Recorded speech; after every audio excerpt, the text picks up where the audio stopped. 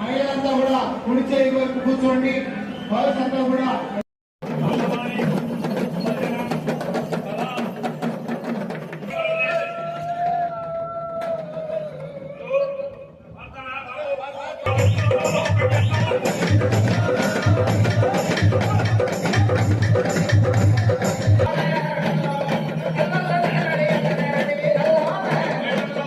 సంఘం 4వ రాష్ట్ర మహాసభలు తెలంగాణ ఉద్యమ కేంద్రం కరీంనగర్ పట్టణంలో ఈ రోజు మొదలవుతున్నాయి.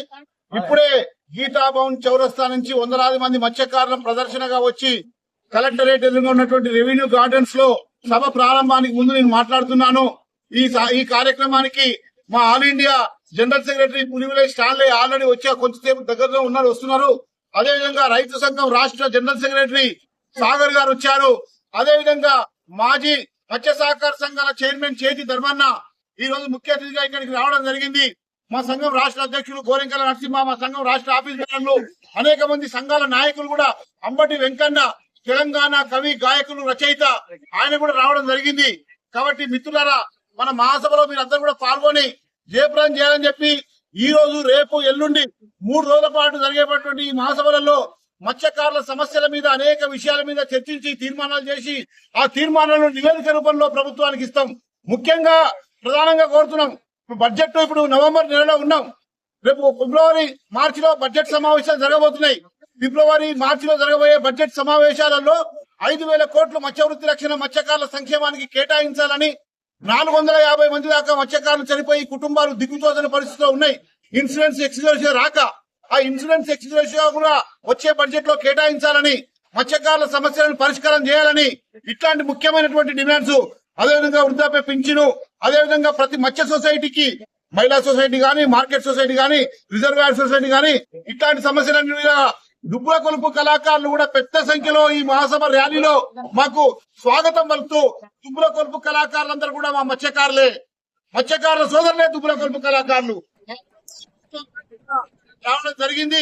రాబోయే రోజుల్లో మత్స్య కార్మికుల దాని మీద వచ్చే భవిష్యత్తు 3 సంవత్సరాల కార్యాచరణ ప్రణాళిక మేము రేపు 3 రోజుల తరపున జరగబోయేటువంటి ఈ మహాసభల సందర్భంగా మేము రూపొందించబోతున్నాం. తెలంగాణ మత్స్యకారులు మత్స్య కార్మిక సంఘం రాష్ట్ర అధ్యక్షుడిని. ఈరోజు తెలంగాణ రాష్ట్రంలోని మత్స్యకారుల సమస్యల పరిష్కారం, అదేవిధంగా గత 25 సంవత్సరాల చరిత్ర కలిగినటువంటి మా ఆర్గనైజేషన్ ఏర్పడి నేటికి సిల్వర్ జూబ్లీ అయిపోయింది. ఈరోజు 4వ మహాసభలు కరీంనగర్ పోరాటాల పోటీగడ్డ పైన జరుపుతా ఉన్నాం. ప్రధానంగా వచ్చేటువంటి 3 సంవత్సరాల కాలంలో మా సంఘం చేసేటువంటి కార్యక్రమాలు, అదేవిధంగా ఈ ప్రభుత్వం కేంద్ర రాష్ట్ర ప్రభుత్వాలు అవలంబించే విధానాలకు సంబంధించినటువంటి చర్చలు పోతా ఉన్నాం. ఈ మహాసభలో భవిష్యత్తులో చేయబడిన కార్యక్రమాలపై తీర్మానాలు చేయబోతా ఉన్నాం.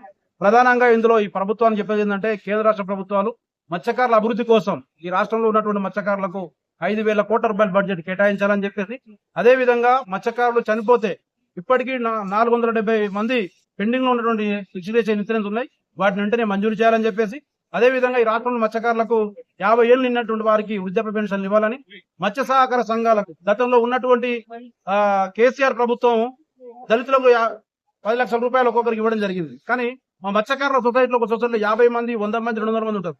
ఆ ప్రతి సొసైటీకి 10 లక్షల రూపాయలు ఇవ్వాలని చెప్పేసి మా సంఘం తరఫున ఈ రోజు నిర్ణయాలు చెబుతాం. దాని మీద భవిష్యత్తులో ఈ తీర్మానాలు